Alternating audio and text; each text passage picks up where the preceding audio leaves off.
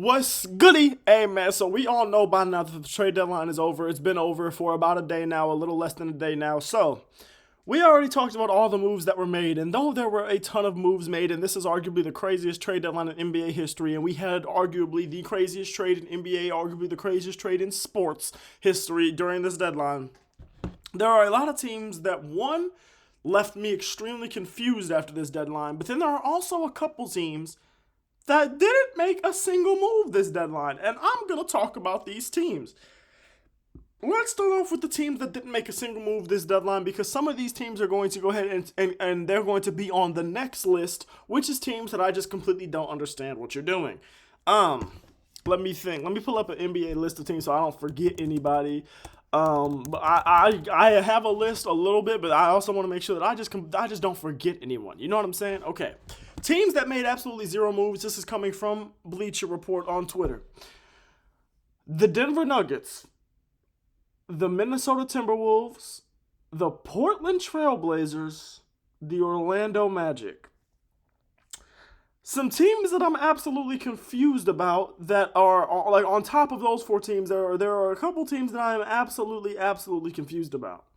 The Philadelphia 76ers, the Phoenix Suns, the Chicago Bulls, the New Orleans Pelicans, the Detroit Pistons, and let me think, is there anyone else that I am a little bit confused about? I'm not gonna say confused about here. I will say I'm slightly disappointed in the New York Knicks, but I'm not confused.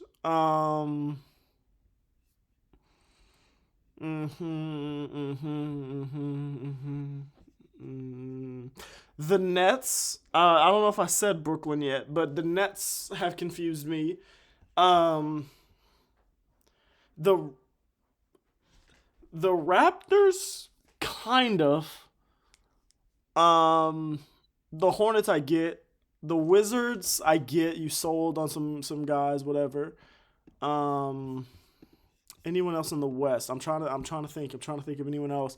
Thunder, Grizzlies, Nuggets. The Thunder, I'm not disappointed in, but I would have liked to have seen them make a move.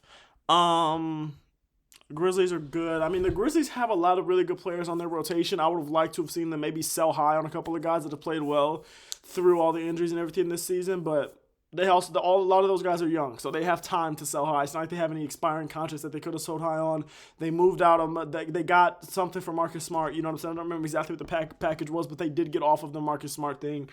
Pause. So whatever. The Rockets, I think that them standing pat to me is fine.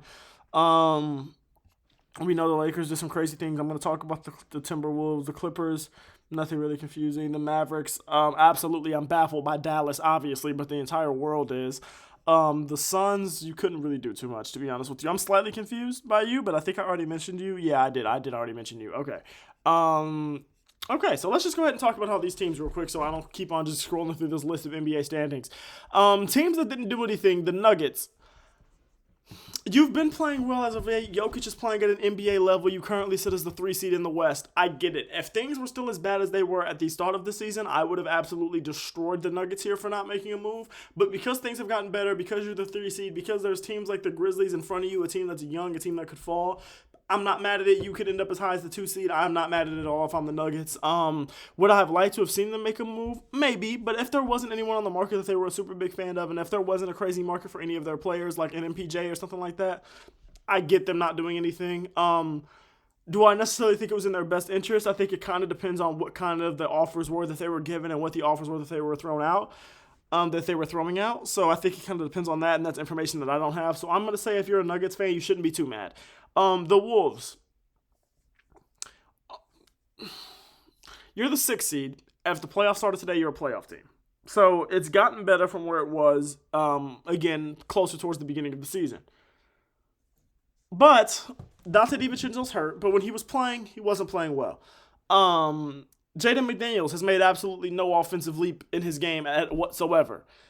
Julius Randle just doesn't fit great with the team. Rudy Gobert still probably has the worst hands in the league. Mike Conley is not great. Rob Dillingham is doing, but Rob Dillingham's young and a rookie, trying to let him figure it out. The Wolves, it's one of those things where it's kind of like if they were gonna make a move, I'm not sure how much they could have done.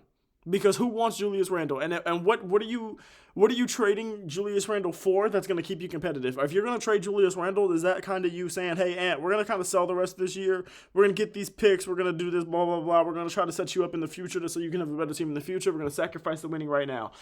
Unless you were going to go down that route, I don't think you were really going to get a trade package for Julius Randle that was really going to be acceptable for your fans. So stand pat right now, whatever. The Blazers. This one is one that absolutely baffles me. The Portland Trail Blazers have many players that have been playing pretty well this season to well this season. The Portland Trail Blazers have won 10 of their last 11 games for absolutely no reason. The Portland Trail Blazers right now sit as the 13 seed in the West, but they have 23 wins to the Spurs' 22 wins. They are one game behind the Spurs right now. They are only 2.5 behind the Warriors right now. They keep this win streak up for much longer. They'll be on the outside of the play-in, but looking in. They win 2 more games in a row, they might be the 11 seed. Might be. Could be. Or if not, closing in on the 11 seed. Like, the Portland Trail Blazers right now, Anthony Simons is a guy that should have been traded. Robert Williams is a guy that probably should have been trading, if I'm assuming the market is what it was. You have Donovan Clingan, Robert Williams, and DeAndre Ayton. One of those guys is making a bunch of money. One of those guys is a rookie with a whole lot of potential.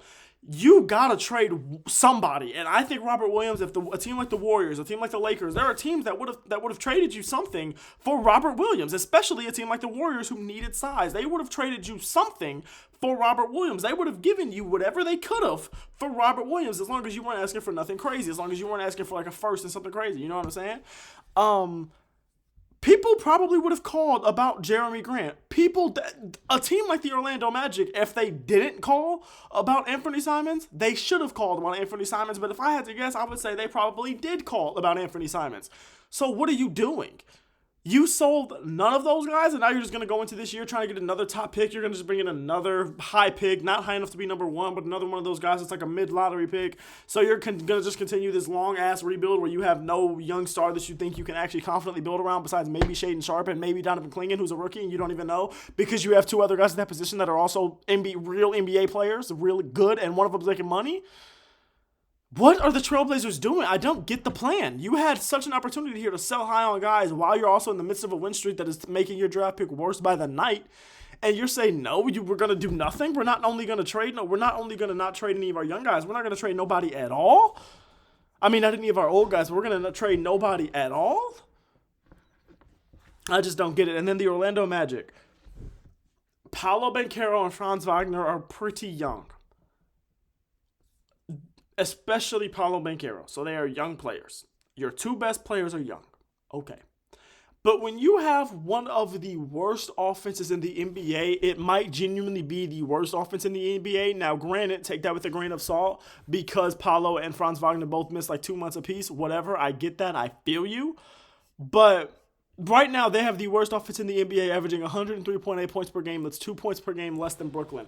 I don't care with your 2 star players hurt. You should never have an offense that is so bad that you're out there scoring like, I think they averaged less than 100 points per game for like, I don't remember how many straight games it was, but it was a while because I was writing stories about the Magic and every team I was seeing lost, they scored 88, lost, they scored 91, lost, they scored 83. Like, it was insane. When your offense and your shooting is that bad, when a guy like KCP that you brought there so he could help you with shooting and defense, but he's not shooting well, you got to go get somebody that can shoot. When there are guys like Zach LaVine, who is a pure offensive threat, when there are guys like Anthony Simons, who are an offensive threat and a good shooter on the market, you got to go get one of them, bro. This team right now is probably a playoff play-in team. It is a good team. Paolo Banchero is a very good player. You guys are healthy now. You'll probably not even be in the play-in. You'll probably make the playoffs depending on what everything is looking like in the East. You will probably be a playoff team. You were a playoff team last year. You lost in the first round, but you took a good team to 7 games. Congratulations. Is that what you want to just keep doing? Or do you want to get better? Because Paolo's probably going to keep getting better, but at a certain point, he can only take you so far. You got to keep getting the team better around him. You could have just gone and got a guy like Zach LaVine, who's not young, but he's a pure scorer, and he's still in his 20s. You could have gone and got a guy like Anthony Simons, who's, 26, who is a very good scorer. And a good shooter, and a very good shooter, and you just don't go and you don't do anything. And then teams like Philly, you right now, Paul George is playing like absolute ass. Were you guys not interested at all in the Jimmy Butler reunion? What's going on? I want to know what happened with that. Was it just like you weren't going to re-sign him so he didn't want to come there, or what was it? Because I need to know. I need to know, Philly, what your plan is. You could have either chosen, okay, we're gonna sell. We're gonna build around Tyrese Maxey. We're gonna build around Jared McCain. We are going to try to get off of Joel Embiid. We're gonna see if we can get off of Paul George. Pause on both, and we're gonna just see what we can do, bro. We're gonna try to rebuild. We're gonna try to get our draft pick this year. We're gonna say, hey, listen, our draft pick is top 6 protected if it goes to OKC. We're bad right now to where we can get a top 6 pick. Let's go ahead, trade these guys now. Trade at least one of these guys now.